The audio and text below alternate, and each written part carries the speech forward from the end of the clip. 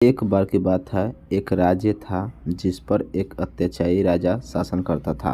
राजा इतना अहंकारी था कि हमेशा खुद की प्रशंसा करता था, अपने अलावा कभी किसी और की प्रशंसा नहीं कर सकता था। एक बार उनके राज्य में एक साधु आया। साधु की प्रशंसा कुछ ही दिनों में पूरे राज्य में फैल गया। वह बहुत ही दयालु और बुद्धिमान था। लोग उसके पास समाधान पूछने के लिए आता था और उन्होंने लोगों के प्रश्नों के उत्तर देकर उनकी मदद करता था। जल्द ही साधु की यह खबर राजा के पास पहुंच गई। राजा ने उनसे ईर्ष्या की और राज्य में लोगों के बीच उसे बदनाम करने का फैसला किया। राजा एक योजना के बारे में सोचा। फिर राजा ने ऋषि को महल में आमंत्रित करने के लिए अपने रक्षकों को भेजा। साधु राजा के तरफ से निमंत्रण स्वीकार कर लिया। निर्धारित दिन पर साधु मुस्कुराते हुए महल में आए। राजा ने साधु का स्वागत किया। फिर राजा साधु से कहा, हम आपके बुद्धि के बारे में लोगों से बहुत सुना है और इसलिए आज हम खुद सबके सामने देखना चाहते हैं।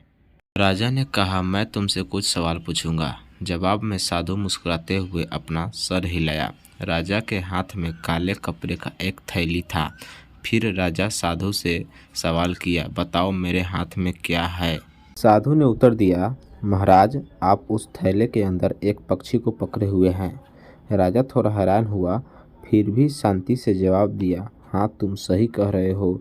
अब बताओ हमारे हाथ में पक्षी जिंदा है या मर गया है। बुद्धिमान व्यक्ति हैं तो आप हमारे सवाल का उत्तर देने में सक्षम होंगे। राजा ने यह टिप्पणी की।